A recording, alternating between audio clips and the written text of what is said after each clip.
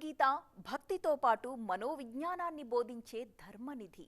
ఆ గీతాసారాన్ని లలిత మధురంగా సరళమైన భాషలో మనకు అనుగ్రహిస్తున్నారు శ్రీ శ్రీ శ్రీ త్రిదండు చినజీయర్ స్వామి.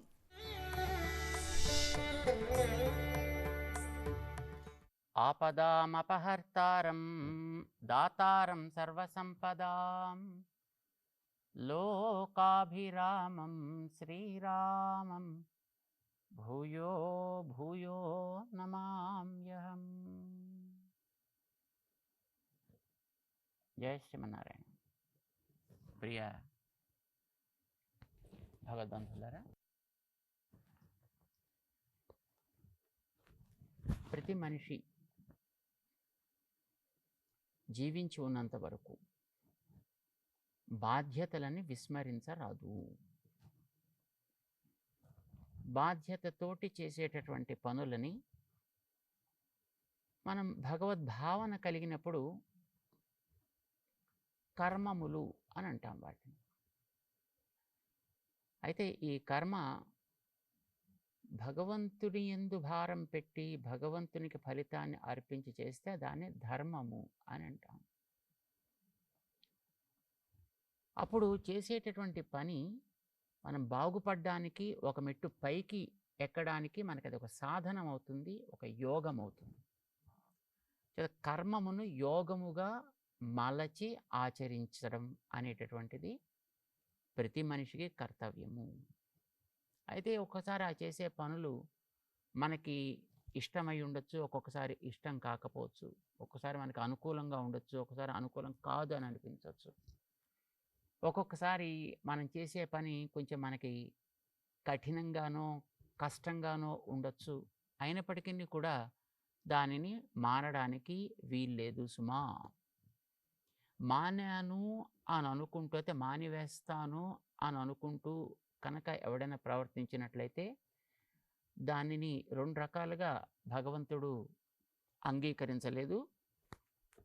ఒకటి, నువ్వు మాన్యాను అనుకున్నప్పటికీ కూడా ప్రకృతి ఏదో ఒక తరంగ ప్రభావం చేత, ఒక గాలి ప్రభావం చేత వెనకాతలు ఉండే సంస్కారాలను బట్టి తన వైపు లాక్కుపోతుంది. కనుక నువ్వు మాన్యాను అనుకున్నా నువ్వు మానిన వాడివి కాలేవయ్యా అని చెప్పాడు. రెండవది, మన లోపల ఉండేటటువంటి మనస్సే ఎన్నో రకాలుగా ఎప్పటి నుంచో సంపాదించి పెట్టుకున్నటువంటి ఆ సంస్కారాలన్నీ లోపల ఉంటాయి. కనుక మనం మాన్యం అని బయట మనం నిగ్రహించి పెట్టుకున్నా లోపల అది ఎప్పుడు కూడా ఏడుస్తూ ఏడుస్తూ మనని తన వైపే తీసుకుపోతుంది. కనుక నువ్వు మాని ప్రయోజనం ఉండదయా, నువ్వు చక్కగా చెయ్యడమే శ్రేయస్కరం. పైగా అలవాటైనటువంటి ఇంద్రియాలకి అలవాటైనటువంటి పనులని చేస్తూనే వాటిని మంచిగా చేయడం ఎట్లాగో నేర్పడం చాలా అవసరం, మంచిది. ప్రవహించేటటువంటిది నీరు. ప్రవాహాన్ని ఆపకుండా ఎలా ప్రవహించడం వల్ల అది నీకు ఉపకారకంగా ఉంటుందో ఆ ఛానల్ని కనుక మనం తయారు చేసి పెట్టినట్టయితే నీరు హాయిగా ప్రవాహం సాగుతూ ఉంటుంది, అది నీకు ఉపకారకంగాను ఉంటుంది. ఇది మనకి లోకంలో అనుభవం. లేదు, నేను నీళ్ళని ప్రవహించకుండా ఆపివేస్తానంటే దానికి అది స్టాగ్నేటెడ్ వాటర్ అయినా అయిపోతుంది, లేదా ఆ ప్రవాహం వెనకాతలు ఉండేటువంటి వాటిని ముంచెత్తనైనా ముంచెత్తేస్తుంది. చేత అది రెండు రకాలుగాను కూడా అది నష్టం. మన ఇంద్రియాలతోటి మన శరీరంతో సాగించే ప్రవృత్తి అయినప్పటికీ కూడా అంతే. ఇందులో మనం చేసేటటువంటి కర్మలు మానసికమైనటువంటి భావనని కనుక మనం సక్రమంగా కలిగించుకుని అది పరమ పురుష ఆరాధనగా వీటిని మలచి వాటికి అలవాటు కనుక చేస్తే ప్రవహించే నీళ్ళని పైకి ఎక్కడికో ట్యాంకులోకి ఎక్కించాలంటే మనం శ్రమ పడాలి. కానీ పైనుంచి కిందకి ప్రవహింపచేయాలంటే వాటికి మన శ్రమ ఏం లేదు, అవి వాటంతటివే హాయిగా దిగుతాయి. చేత కర్మయోగము అనేటటువంటిది, పని చేయించడం అనేటటువంటిది పైనుండే నీళ్ళని క్రిందకి దింపడం లాంటిది. సహజంగానే సాగుతాయి కనుక మీకేం శ్రమ ఉండదు. కానీ పని మాని మనం ఏదో కొత్తగా తపస్సో జ్ఞానమో యోగమో యాగమో చేస్తాం అనంటే అది నీళ్ళని ఎత్తు మీదకి కొండ మీదకి ఎక్కించడం లాంటిది అన్నమాట. అది ఎంతో ప్రమాదంతో కూడుకున్నది. ఎప్పుడైనా అది జారడానికి అవకాశం ఉంటుంది. రాయిని, పెద్ద రాయిని కొండ మీదకి తోసుకు వెళ్ళాలనుకోండి, దాన్ని క్షణక్షణం తోస్తూ ఉండాలి, జాగ్రత్తగా కాపలా కాయాలి. పొరపాటున ఎక్కడైనా కాస్త చేయి తప్పింది అంటే అది కిందకి దొర్లి దాని కింద వీడు కూడా నలిగిపోతాడు. అది ఎక్కడికో పోయి కిందకి వెళ్ళి ఏ ప్రమాదమైనా కలిగించవచ్చు. ఇంద్రియ ప్రవృత్తులు కూడా అట్లాంటివే. కనుక ఇంద్రియాలకి అలవాటైనటువంటి పనులని భగవద్ ఆరాధనా బుద్ధితోటి వాటిని ఎట్లా చేయాలో తెలుసుకొని శాస్త్రీయమైనటువంటి క్రమంలో ప్రవర్తించడం సర్వదా శ్రేయస్కరమయ్యా. ఇది జ్ఞాననిష్ట కలిగిన వాడి కంటే కూడా ఈ కర్మయోగాన్ని ఆచరించేవాడు శ్రేష్ఠుడవుతాడు సుమా. ఇది చెప్పాడు 7వ శ్లోకంలో శ్రీకృష్ణ పరమాత్మ. దాన్ని వివరిస్తున్నాడు 8వ శ్లోకంలో. నియతం కురు కర్మత్వం కర్మజ్యాయో హి అకర్మణః శరీరయాత్రాపి చ తే న ప్రసిద్ధ్యేత్ అకర్మణః. అకర్మణః కర్మ చేయని వాడికి. కర్మ చేయని వాడు అనంటే జ్ఞానయోగంలో ఉన్నవాడైనా కావచ్చు, పనిని మానేసిన వాడైనా కావచ్చు. కొంతమంది నేను జ్ఞానయోగంలోకి వెళ్ళిపోయాను అనుకున్నవాడు పని మానేయచ్చును. వెళ్ళిపోయాను అని అనుకున్నవాడు వాడు ఎప్పుడో ఒకసారి పడ్డానికి వాడికి అవకాశం ఉంది అని అర్థం. లేదు అసలు ఆరంభమే చేయలేదు, వాడికి కూడా ఆరంభం చేయకపోయినప్పుడు వెనకాతల నుంచి ఇంద్రియాలు పెట్టేటటువంటి పీడ చేత వాడు అవశుడై తిరిగి ఏదో ఒకనాడు చేయొచ్చు. అందుచేత హాయిగా అలాంటి వాడికంటే కూడా కర్మజ్యాయ అకర్మణ, కర్మాచరణ చేసేటువంటి వాడే వీడికంటే శ్రేష్ఠుడు. ఎప్పుడైతే మనకి ఈ కంపారిజన్ మనం చేస్తామో ఇద్దరికీ అధికారం ఉందని అర్థం. జ్ఞానయోగికి కర్మయోగికి ఇద్దరికీ కూడా కర్మయందు అధికారం ఉంది. అలా ఉన్నప్పుడే కదా కంపారిజన్ చేస్తాం, లేకపోతే అసలు అధికారం లేని వాడి గురించి మనం కంపారిజన్ చెయ్యం. మనం చేత కర్మని మానేటటువంటి అధికారం కలిగినటువంటి కర్మయోగికి కూడా కర్మాచరణ చేయుటే శ్రేష్టమైనటువంటిది అని చెప్తున్నా. అంటే కర్మాచరణ అనేది ఎంత గొప్పదో, ఎంత ప్రధానమో, ఎంత అవసరమో కృష్ణుడు మనకి 8వ శ్లోకంలో తెలియజేస్తున్నాడు. మనం చేసే కర్మలు 2 రకాలుగా ఉంటాయి. నియత కర్మలు, అనియత కర్మలు అని 2 రకాలుగా ఉంటాయి. నియత కర్మలు అంటే ఏదో ఒక నిర్బంధం చేత చేయవలసి వచ్చే కర్మలన్నీ కూడా నియత కర్మలు అని అంటాము. ఎవడో శాపం పెట్టాడు, అనుభవించి తీరాలి. ఎవడో వరం ఇచ్చాడు, అది అనుభవించి తీరాలి. ఇది నియత కర్మ అంటా ఉండే. అది వీడు ఇంకొక రకంగా మార్చుకోవడానికి అవకాశం లేదు. రావణాసురుడికి నలకోబరుడు అని అనుకుంటాను బహుశా, వాడు ఒక శాపం పెట్టాడు. వాడు నువ్వు నిర్బంధంగా ఎవరి మీదైనా చెయ్య వేసావా, ఏ స్త్రీ మీదైనా చెయ్య వేసావా, నీ తల మొక్కలైపోతుంది, జాగ్రత్త అని శాపం పెట్టాడు. ఇది శాపం.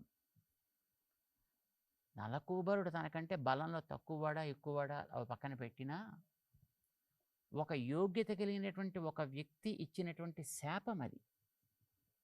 రావణాసుడు ఎందుకు చాలా గొప్పవాడు కదా, ముల్లోకాలు జయించాలి అని ప్రయత్నం చేసినవాడు కదా.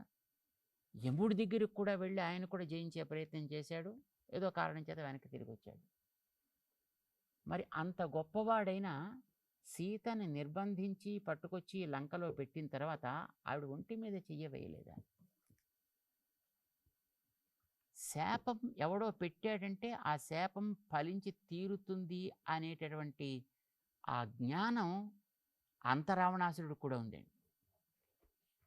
అందుకోసమే చెట్టు కింద తీసుకొచ్చి పెట్టాడు, మాటలతోటి రకరకాలుగా హింసించాడు, తన యొక్క హావభావాలతోటి రకరకాలుగా ఆవిడ్ని హింస పెట్టాడు తప్ప ఆవిడ మీద చెయ్యి వేసే ప్రయత్నం చేయలే. అలాగే అక్కడ సుమారుగా ఒక 700 మంది రాక్షస స్త్రీలని షిఫ్ట్ సిస్టంలో ఏర్పాటు చేశాడు ఆయన. బహుశా ఒక్కొక్కళ్ళకి 200 మందికి ఒక్కొక్క షిఫ్ట్ వేసి ఉంటాడు ఆయన. Morning shift, afternoon shift, night shift అలా వేసి ఉంటాడు ఆయన. మధ్యలో 100 మందిని స్పేర్‌గా పెట్టుంటాడు ఆయన. ఇంతమంది కూడా సీతని మాటలతోటి, చేతలతోటి రకరకాలుగా హింసించారు తప్ప వాడి ఒంటి మీద చెయ్యి వేయలేదు వీడెవడు కూడా. నలకూబరుడు పెట్టినటువంటి శాపం పని చేస్తుందో పని చేయదో ట్రై చేసి చూద్దాం పోనీ అని అనుకోలేదు. తమాషా అది. అంటే ఒక మహానుభావుడైనటువంటి వ్యక్తి చెప్పినటువంటి మాట అది అనుకూలమైతే వరం అంటాం, ప్రతికూలమైతే శాపం అంటాం. దాని మీద ఎంత విశ్వాసం రావణాసురుడికి ఉందో మనకి ఆ చరిత్ర తెలియజేస్తుంది. అలాగా ఎవడో ఒక యోగ్యుడైన వ్యక్తి చెప్పినటువంటి మాట వల్ల కలిగేటటువంటి ఫలితం ఉంటుందే దాన్ని నియతము అని అంటాం. అది నియతమైన ఫలితాన్ని ఇచ్చేటటువంటిది. అంటే దాన్ని తప్పకుండా వాడు అనుభవించి తీరాలి. ఆ మిగతా కర్మల వల్ల కలిగే ఫలితాన్ని కూడా అనియతమైనటువంటి కర్మలు అంటాం. ఫలితాలు కూడా అలాంటివి అన్నమాట. అంటే లోకంలో మామూలుగా మనం చేసేటప్పుడు కలిగేటటువంటివన్నీ కూడా వాటి వల్ల కలిగేటటువంటి పుణ్యాలు, పాపాలు ఇవన్నీ కూడా అనియతములు. అనియతములు అంటే వీటిని మనం కావాలంటే మార్పు, చేర్పు చేసుకునే అవకాశం ఉంది అని అర్థం అన్నమాట. అంటే మార్పు, చేర్పు అంటే ఎలా చేస్తామండి? అంటే ఏదో ఒక రకమైనటువంటి ప్రతిక్రియ చేసి, ఇప్పుడు ఏదో వంట వండుతున్నాడు అనుకోండి, వంట వండుతూ పొరపాటున దాంట్లో ఒక గరిటెడు ఉప్పు వేయవలసిన దాంట్లో 2 గరిటెలు ఉప్పు వేసేసాడు అనుకోండి, ఇది అనియత కర్మ. ఆ తర్వాత తినేవాడి సంగతి ఏమవుతుందో మనకు తెలుసు. దాన్ని న్యూట్రలైజ్ చేయాలంటే దాంట్లో ఇంకో 2 గరిటెల పంచదార పట్టుకొచ్చి వేయాలి దానికి. లేదా దాంట్లో శుభ్రంగా నీళ్లు పోసి దాన్ని శుభ్రంగా 4 సార్లు వడగట్టాలి ఆ ఉప్పు ప్రభావం అంతా పోవడం కోసం. అంటే ఎందుకు చెప్తున్నా అంటే ఏదైనా ఒక ప్రాయశ్చిత్తం చేసి ఆ వచ్చినటువంటి దోషాన్ని మనం లేదా వచ్చేటటువంటి ఫలితాన్ని తగ్గించడమో, తొలగించడమో, పెంచుకోవడమో ఏదో ఒకటి చేయడానికి అవకాశం ఉండేటట్లుగా ఉండే కర్మలు, వాటి ఫలితాలని అనియతములు అని అంటారు. They are not fixed as such. ఇప్పుడు మనం ఎక్కడో ఒక చోట ఒక వాతావరణంలో తిరిగాం. ఆ వాతావరణం అంత ఆరోగ్యకరమైన వాతావరణం కాదు. రాగానే మనకేదో వైరస్ ఏదో క్యాచ్ అయింది. అక్కడి నుంచి దాంట్లో జ్వరం వచ్చింది. రకరకాలుగా దీనికి ఏదో ఒక మందు వేసుకొని ఆ వైరస్ని అణిచేటటువంటి అవకాశం ఉంది. అది అనియతమైనటువంటి కర్మ ఫలితం. ఇది శారీరకంగా మనం చెప్పుకుంటున్నాం. ఇదే శాస్త్రీయంగా కూడా ఉంటుంది. మనం చేసేటువంటి పనుల్లో కూడా నియత కర్మలు, అనియత కర్మలు ఉంటాయి. కృష్ణుడు చెప్తున్నాడు, నియతం కురు కర్మత్వం. ఏవైతే నీకు నియతములో అంటే తప్పనిసరిగా చేయవలసినవి ఉంటాయో అలాంటి వాటిని మానడానికి వీల్లేదయా, కురు, వాటిని చేయి. ఇప్పుడు నువ్వు పరిపాలించే అధికారం కలిగిన వాడివి చేత పరిపాలనని సవ్యంగా చేయకుండా ప్రజలని ఇబ్బందుల పాలు చేస్తూ ఏడిపించేటటువంటి వాళ్ళు ఎవరున్నారో వాళ్ళని అరికట్టాల్సిన బాధ్యత కలిగిన వాడివి నువ్వు. నీకు అందుచేత ఇప్పుడు ఏర్పడ్డటువంటి యుద్ధం అనేటటువంటి నియత కర్మ, ఇది మానడానికి వీల్లేదు. మరి ఇది నాకు బంధకం కాదు, దాంట్లో ఒకసారి కొంతమందిని సంహరించాల్సి వస్తుంది, కొంతమందిని తప్పించాల్సి వస్తుంది అంటే ఆ కర్మ వెనకాతల నువ్వు ఒకటి గుర్తించి బాధ్యతగా చేస్తున్నావు, 2 వెనకాతల నాకు నువ్వు సరెండర్ అయ్యి భగవంతుణ్ణి వెనకాతల పెట్టుకుని వాడి సేవగా నువ్వు ఈ పని చేస్తున్నావు కనుక అది నీకు బంధకం కాదు.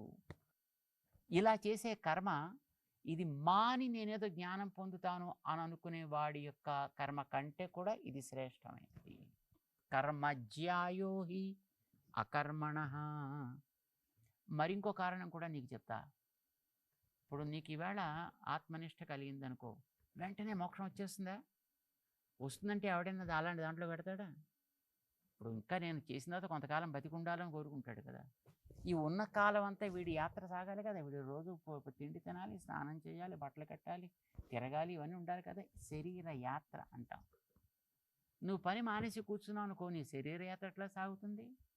శరీరయాత్ర అపిచతే న ప్రసిద్ధ్యేత్ అకర్మణ, పనులు మానేసి కూర్చున్న వాడికి శరీర యాత్ర జరగడం కూడా కష్టమయ్యా.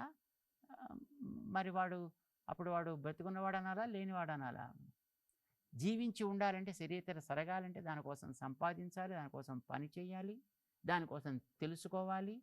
అంచేత తెలివి కలిగి పని చేసి, చేసే పనిని ఎట్లా చేయాలో చేసి, ఆర్జించే సంపాదన వల్ల శరీర యాత్ర కూడా వీడికి సాగాలి కనుక దాన్నే మనం కర్మ అని అంటాం. ఇది కూడా నీకు ఆగిపోతుంది పని మానేసినట్లయితే. చేత పని మానడానికి వీళ్ళేనే లేదు సుమా. కర్మయోగాన్ని కర్మని ఆచరించి తీరవలసిందే, అది యోగముగా ఆచరించి తీరాలి అంటూ 8వ శ్లోకంలో శ్రీకృష్ణుడు అర్జునుడికి ఉపదేశం చేస్తున్నాడు. వందే గురు పరంపరాం. జై శ్రీమన్నారాయణ.